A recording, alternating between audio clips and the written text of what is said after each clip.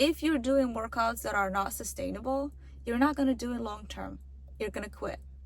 If you're doing diets that make you feel like you cannot continue after 3 months, then it's unsustainable. You need to let them go and figure out another way to get the results that you want without compromising health, without compromising joy. Hey everyone, welcome to my YouTube channel. I am going to talk about my journey with carnivore diet. But before I do that, I want just to do a quick recap from the previous video.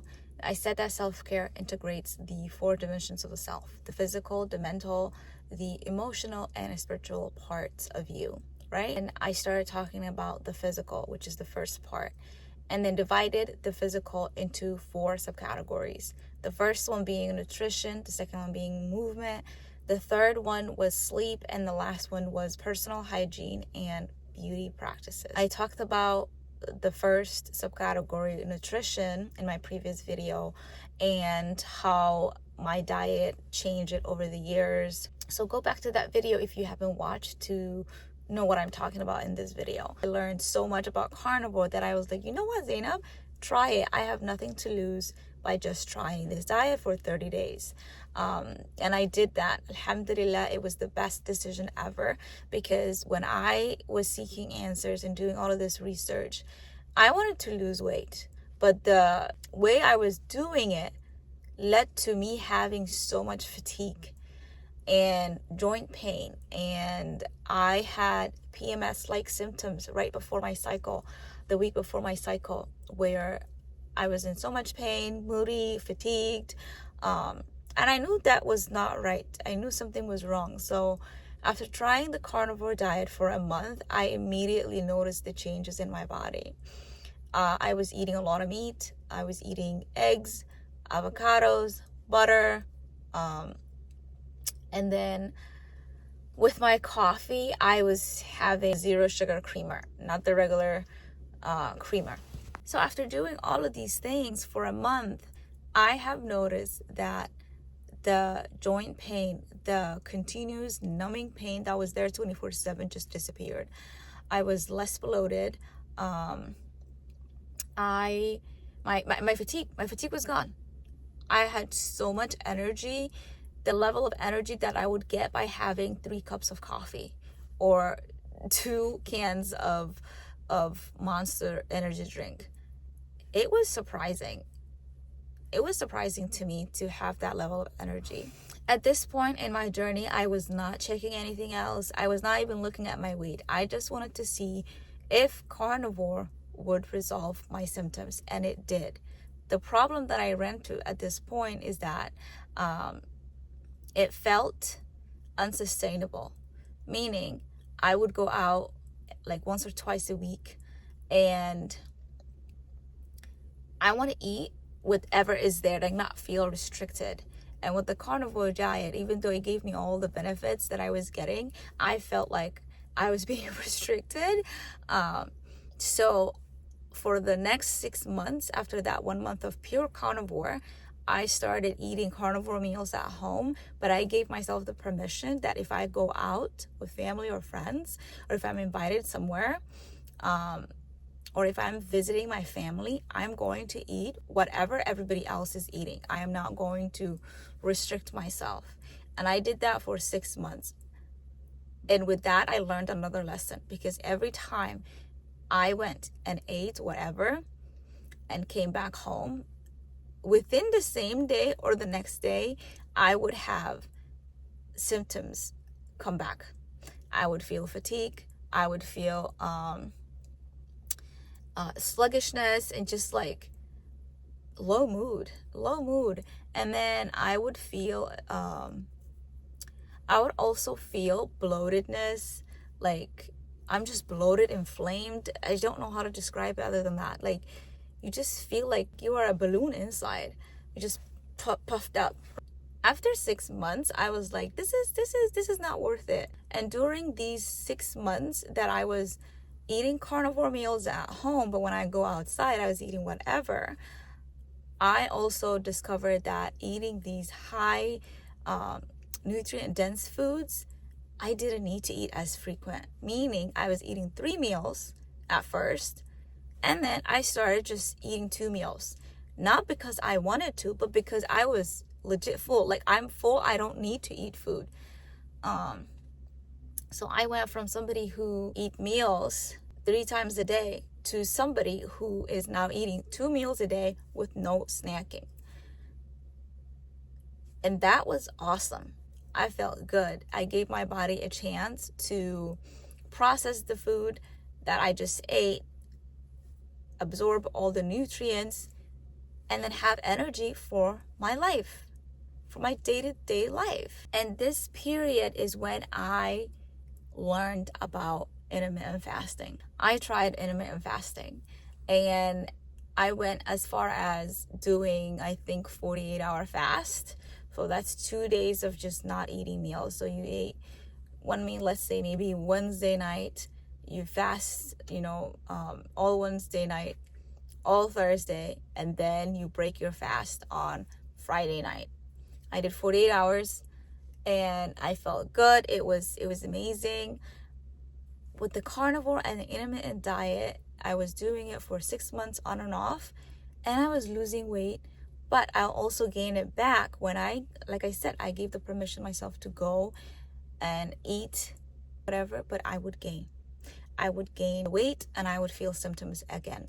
I've decided that this is it. Like, I am done eating one way at home and eating one way outside. And not just that, but also experiencing all of these symptoms that I'm experiencing. So I said to myself, I am done with this. I am going to commit 100% to carnivore, whether I'm eating at home or out at a restaurant or I'm invited to somewhere. It doesn't matter. I'm going to commit to carnivore because the benefits outweigh the sense of restriction that I felt. So that's what I did. And then I ran into another problem, which is I was craving desserts, keto desserts, because previously I allowed to eat whatever. I was allowing myself to eat desserts, even when they were not keto sometimes, because they were there and everybody was eating. And I'm like, you know what? I don't want to be the weird one out. Try it. Why not? And that craving was back in my system. Even though I was eating full carnivore meals, when I had a stressful day, my body will just crave sugar. And some days I would give in, and I couldn't understand it. Why? But if I learned anything in this journey, is that every time I ran into a problem, ask why. Get curious. Don't go into self-blame, self-shaming, like, why can't I do this? Why can't I be this? No. That doesn't benefit me. It doesn't benefit anybody. It doesn't help me find solutions to my problem. So I wasn't like going on that route, like self-blame and self-shaming. Why can't I do this right? I went and did some research. Come to figure out, carbs are addictive. Food companies designing and adding ingredients that are known to be addictive to the brain. They're basically inducing addiction. They're inducing food addiction. Because when you're addicted, you're forced to go spend your resources and money, even when you don't have it, on the things that you're addicted to, aka the carbs. And that was quite eye-opening. If you want to learn more about this addiction and how all of these things go on, go research Dr. Robert, what is his last name? I forgot his last name. The point is, look up Dr. Robert Carb Addiction, and I will definitely include his name in the description of this video.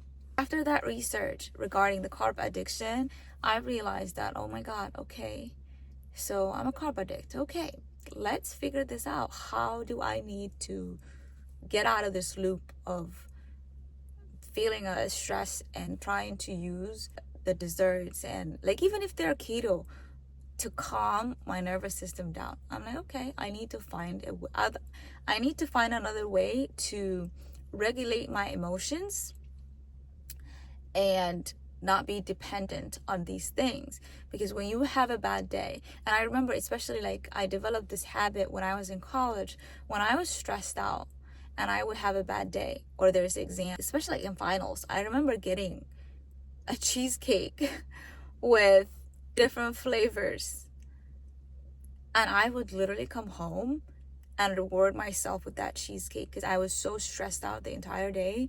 I'm like, now I get to have this. And that habit got locked in. Every time that I had a stressful day, even if it's not exam related, I would do that. It didn't make sense, but it helped me identify how did I ended up developing this habit.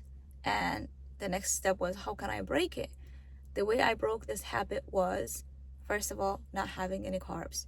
100% commitment to the carnivore meals, whether I was at home, whether I was outside, it didn't matter. Second, every time that I was craving desserts or like sugary stuff, I would go and eat little butter. It sounds crazy, but it really helped. Having that high natural animal fat really satiated that like craving, need to eat carbs, and I felt better.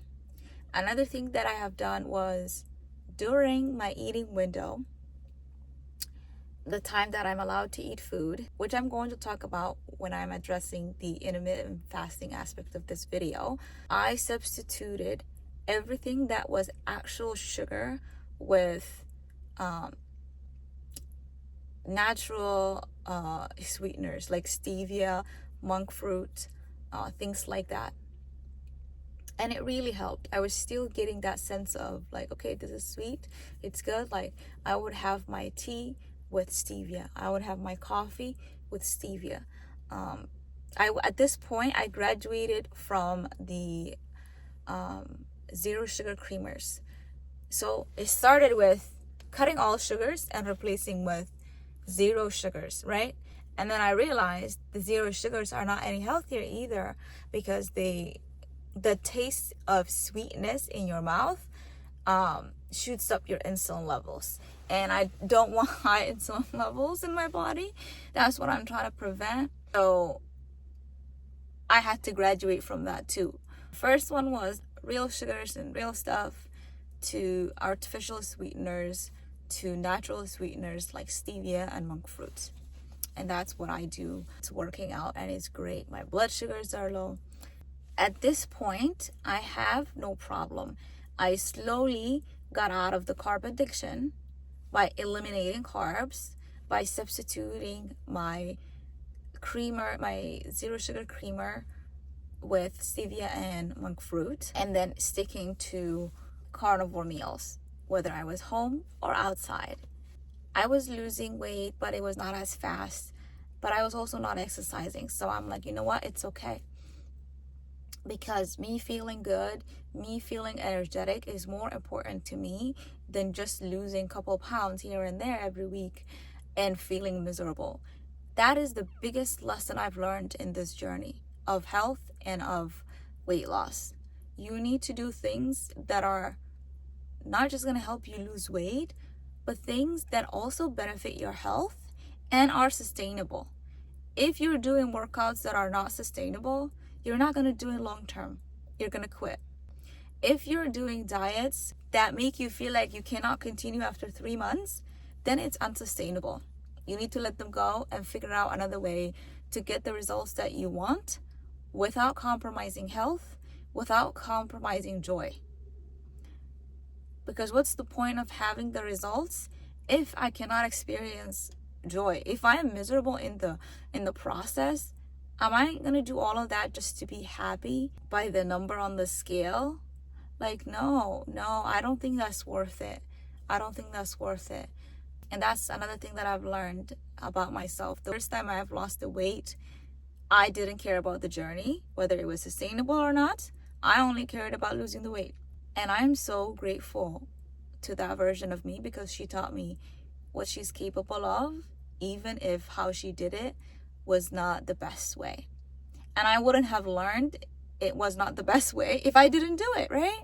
I would have never found out all of these different things if that Zainab didn't do what she needed to do to lose the 40 pounds. So I'm proud of that version of me, and I'm proud of this version of me.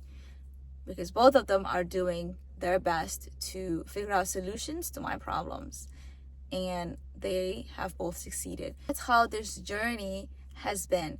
It went from being diagnosed with gestational diabetes, figuring out how to deal with that, having my second baby, and again being diagnosed with gestational diabetes.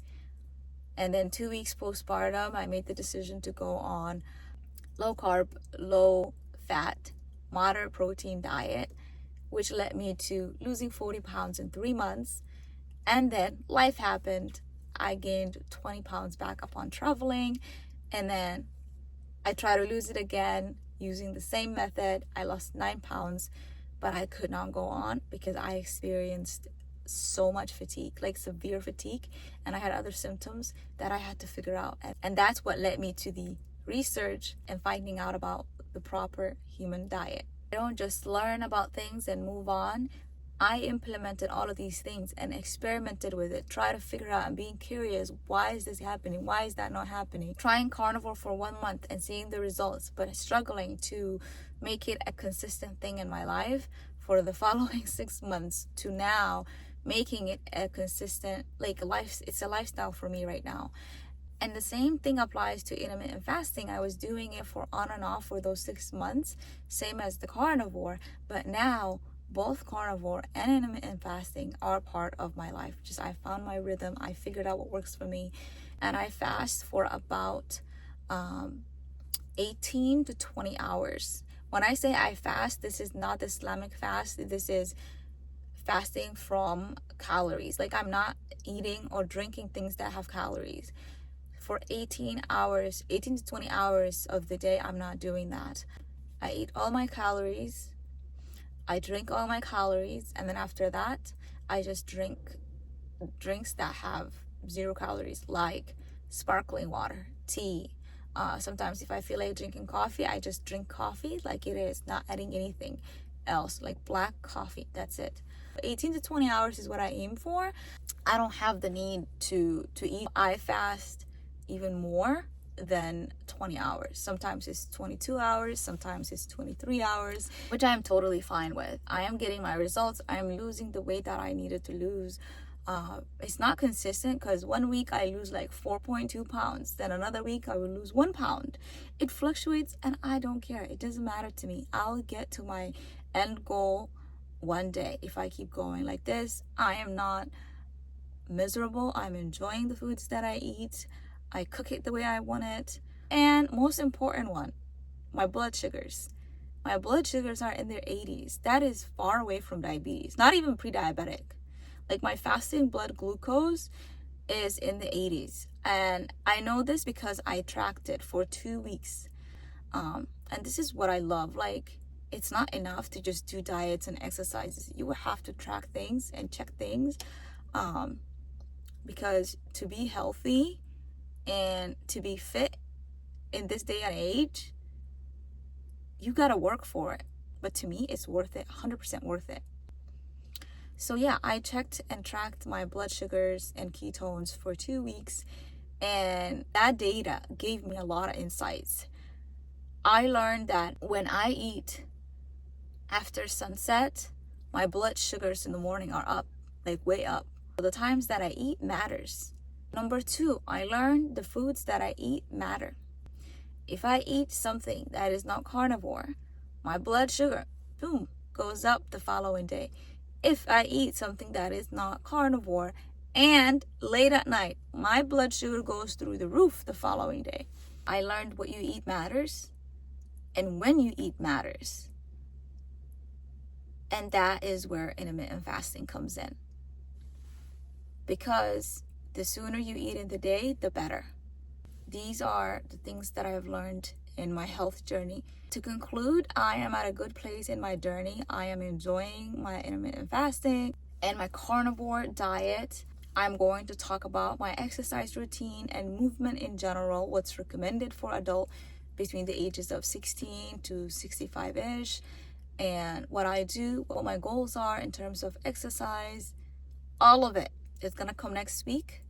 Stay tuned, and just know I'm sharing all of this because I want to create a space where we prioritize self-care, where we prioritize our health and well-being, where we develop ourselves and improve and become the best versions of ourselves. All right, you have a wonderful day, and I'll see you in my next video. Peace out.